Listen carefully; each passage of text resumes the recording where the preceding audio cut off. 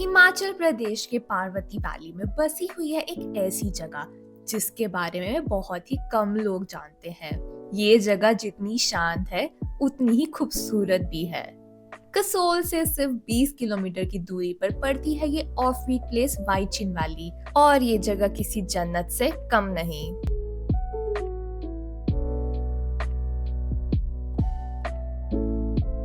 How to reach Waichin valley. Waichin valley तक directly कोई transportation नहीं जाती है एंड यहाँ ट्रैक करके ही पहुंचा जा सकता है। सबसे पहले आपको चंडीगढ़ या दिल्ली से वॉल्वो बस लेनी होगी भुंतर तक, अगर आप सीधा वाइचिन जा रहे हो।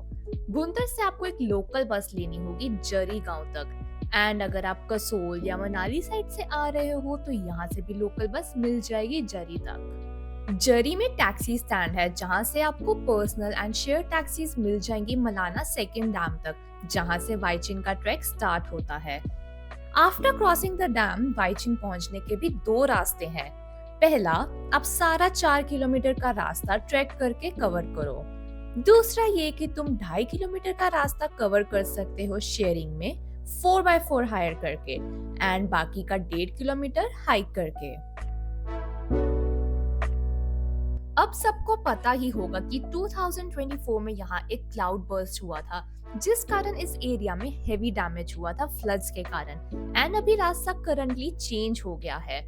अगर आप 2025 में ये वीडियो देख रहे हो तो हो सकता है रास्ता अभी भी डैमेज्ड हो। अभी जो मैंने पहुंचने का रास्ता बताया वो क्लाउड बर्स्ट से पहले का है, जिसका भी रिस्टोरेशन का काम चल रहा है।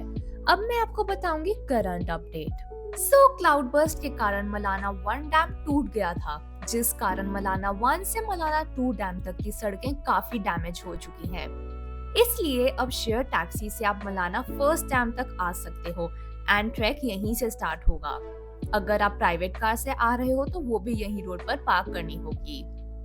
इसलिए जिस ट्रैक को 2-2.5 घंटे लगते थे उससे अब लगभग 6-7 घंटे लगेंगे, जब तक रोड्स ठीक नहीं हो जाती। एज ट्रैक का रास्ता 4 किलोमीटर से 10 किलोमीटर तक हो गया है।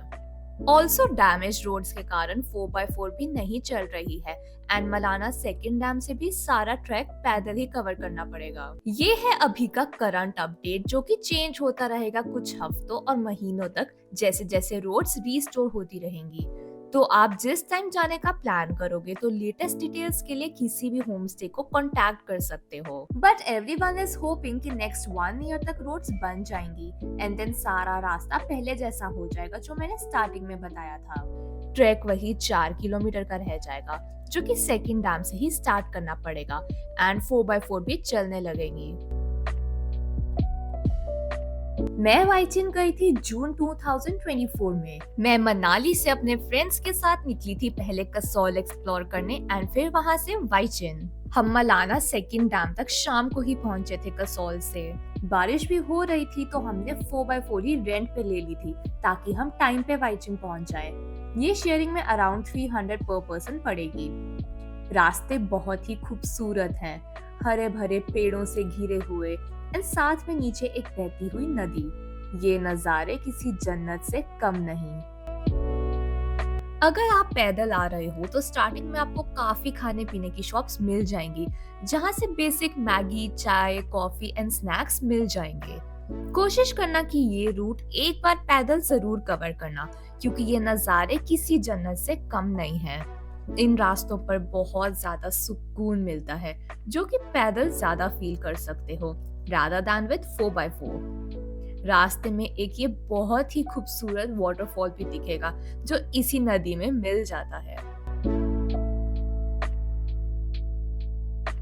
जीप ने हमें इस पॉइंट पे उतारा जहां से आगे अब बस ट्रैक करके ही वाइचिन पहुंचना होगा, पर जब तक रोड्स नहीं बनती आपको तो सारा रास्ता बाय ट्रैक ही कवर करना होगा। अब यहाँ से मेन एडवेंचर शुरू होता है, क्योंकि ये वाला रास्ता बहुत स्टीप है एंड बिगनर्स के लिए थोड़ा मुश्किल हो सकता है। इसलिए एक टिप जो मैं देना चाहूंगी कि वाइचिन वैली में आप बहुत कम लगेज लेकर आएं, क्योंकि इतने स्टीप रास्ते पर लगेज हैंडल करना बहुत मुश्किल होगा एंड खुद का बैलेंस भी बिगड़ सकता है। So try to carry necessary luggage only. Half distance cover करके ये छोटा सा फूड पॉइंट आएगा with a crazy view of the valley. यहाँ अगेन आपको स्नैक्स मिल जाएंगे।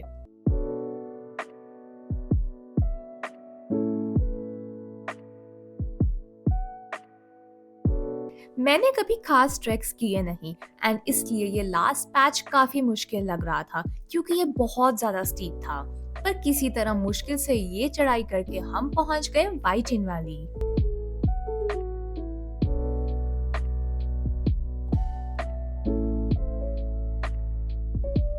मैं वाइचिन रात में पहुंची थी तो अगले दिन सुबह उठ के मैं निकल गई वॉक पे इस वैली को एक्सप्लोर करने।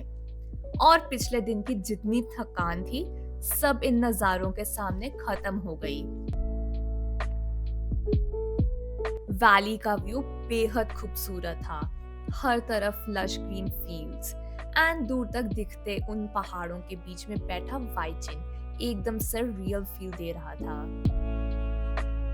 थोड़ी देर के लिए लगता है जैसे आप किसी और ही दुनिया में आ गए हो। इन वादियों की शांति और खूबसूरती बस आपको अंदर से रिफ्रेश कर देती है। यहाँ के सारे रास्ते स्टीप से ही हैं, इसलिए प्रॉपर शूज डाल के आना ताकि कंफर्टेबली आप इस जगह को एक्सप्लोर कर सको। यहाँ काफी स्टे ऑप्शंस हैं। दूर दूर तक आपको बस स्टेज ही दिखेंगे। ये आप ऑनलाइन बुक कर सकते हो या फिर कॉल करके भी। तो रहने का कोई चक्कर नहीं है, वो इजीली अरेंज हो जाएगा। क्योंकि कुछ स्टेज में लाउड म्यूजिक चल रहा था तो मैं इन सब से दूर चली गई। नजारों ने तो बिल्कुल भी डिसअपॉइंट नहीं किया। चलते चलते मुझे नीचे एक व्यू पॉइंट सा दिखा जहां से नदी के दिखने की उम्मीद थी, तो मैंने वहां जाने का सोचा। अकेले मेरे लिए बहुत मुश्किल था क्योंकि स्टीप रास्ता चढ़ने से भी मुश्किल मुझे चढ़ाई उतरना लगता है। आई विल सजेस्ट अगर आप ट्रैक में अभी बिगनर्स हो तो एक स्टिक जरूर कैरी करना, जिससे काफी सपोर्ट मिलती है। मुझे विश्वास नहीं हुआ मैंने इतने मुश्किल रास्ते हैंडल कैसे किए। बीच में तो कितनी बार वापस जाने का सोचा। फाइनली मैं उस व्यू पॉइंट पर पहुंच गई, बट मैंने ये देखा कि ये तो वही जगह है जो कल चढ़ाई के मिड पॉइंट में आया था। क्योंकि बाकी का रास्ता अंधेरे में चढ़ा था तो दिन में पता ही नहीं चला मैं सेम रास्ते से नीचे जा रही हूँ। एनीवेज इन खूबसूरत वादियों को देखते हुए मैंने मैगी खाई और चाय पी, जिससे ये नजारों का पूरा मजा आ गया। वाइचिन में काफी शॉप्स है जहां से आपको snacks like chips, biscuits and chocolates मिल जाएंगी। पर ध्यान रखना क्योंकि वाइचिन में खुद पहुंचना इतना मुश्किल है तो यहाँ सामान का पहुंचना उससे भी मुश्किल। यहाँ गधों के थ्रू ही सामान चढ़ाया जाता है जो कि बिल्कुल भी आसान नहीं है, इसलिए यहाँ चीजें बहुत एक्सपेंसिव होंगी।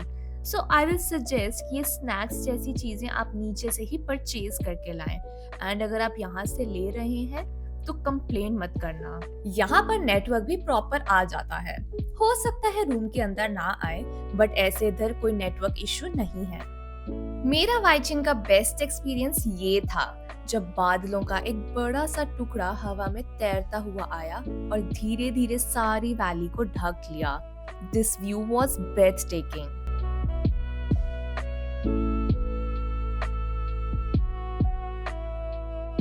वाइचिन वैली में अगर कोई चीज मुझे अच्छी नहीं लगी थी तो वो थी यहाँ की कमर्शियलाइजेशन। ये जगह बहुत रिमोट है तो मैंने ये नहीं एक्सपेक्ट किया था कि इतनी रिमोट जगह पर भी इतनी कमर्शियलाइजेशन होगी। तो ऐसे जन्नत जैसी जगह पर आके भी फिर सुकून नहीं मिलता। प्लस यहाँ काफी पार्टीज भी होती हैं। पार्टीज के दिनों में यहाँ की सुबह चिड़ियों के चहकने से नहीं बल्कि लाउड हिप्पी म्यूजिक से होती है। सो पार्टीज के टाइम पर इधर आना आप अवॉइड कर सकते हो। ऑल्सो सोलो फीमेल ट्रैवलर्स को आई विल सजेस्ट कि ग्रुप में ही आना, क्योंकि यहाँ काफी लोग हाई रहते हैं तो अकेले गर्ल्स के लिए ये थोड़ा अनसेफ हो सकता है। वाइचिन वैली से और भी ट्रैक स्टार्ट होते हैं जैसे छोटा ग्रहण, मोटा ग्रहण एंड देवरोपा ट्रैक। तो अगर ये सब करना है तो प्रॉपर 4-5 दिन का टाइम लेकर आना। यहाँ से पास में एक मैजिक वैली भी पड़ती है। लोग वाइचिन को ही मैजिक वैली बोलते हैं पर वो इससे अलग है, सो आप उसे भी कवर कर सकते हो। मोटा ग्रहण का ट्रैक अराउंड 9 किलोमीटर्स एंड देवरोपा का ट्रैक अराउंड 19 किलोमीटर्स है वाइचिन वैली से। वाइचिन आने का बेस्ट सीजन समर्स है। अगर आपको प्लेजेंट मौसम चाहिए, एंड विंटर्स अगर आपको स्नोफॉल एक्सपीरियंस करनी है। बट स्नो में ये हाइक और भी ट्रिकी हो सकता है। मॉनसून में तो यहाँ बिल्कुल भी मत आना, because of the risk of landslides and floods. तो वाइचिन का सफर इतना ही था। अगर आप कसौल या मनाली की साइड घूमने आते हो तो इस वैली को भी 1-2 दिन के लिए एक्सप्लोर कर सकते हो। इफ आपको ये वीडियो अच्छा लगा तो इसे लाइक जरूर करना, एंड ऐसे और ट्रैवल वीडियोस देखने के लिए मेरा चैनल सब्सक्राइब करना मत भूलना।